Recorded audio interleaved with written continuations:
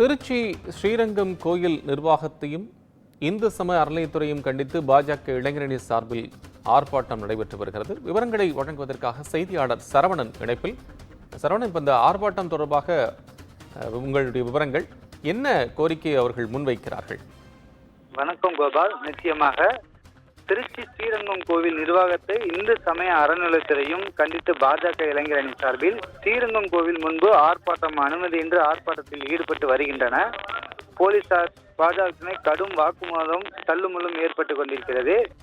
தற்போது நம்ம பார்த்து கொண்டிருக்கிறோம். திருச்சி ஸ்ரீரங்கம் அரங்கநாத சுவாமி திருக்கோவில் வைகுண்ட ஏகாதசி பெருவிழாவின் முக்கிய நிகழ்வான சொர்க்கவாசல் திறப்பு வைபவத்தின் போது பக்தர்கள் அவமதித்ததால் இந்து சமய அறநிலையத்துறை அமைச்சர் சேகர் பாபுவை கண்டித்து அவர் உடனடியாக பதவி விலக வேண்டும் வலியுறுத்தி ஸ்ரீரங்கநாதனின் கோபுரம் முன்பு திடீர் என ஆர்ப்பாட்டத்தில் ஈடுபட்டன. பாரதிய ஜனதா கட்சியின் திருச்சி மாவட்ட தலைவர் ராஜசேகரன், மாநில இளைஞரணி பொதுச் செயலாளர் கௌதம் உள்ளிட்ட 100க்கும் மேற்பட்டவர் போலீசாரால் வலுக்கட்டாயமாக கைது செய்யப்பட்டன. அனுமதியின்றி நடத்திய பாஜகவினர் போலீசார் கைது செய்யப்பட்ட போது முற்படும் போது இரு தரப்பினரும் இடையே தள்ளுமுள்ளு வாக்குவாதம் ஏற்பட்டு கொண்டிருக்கிறது.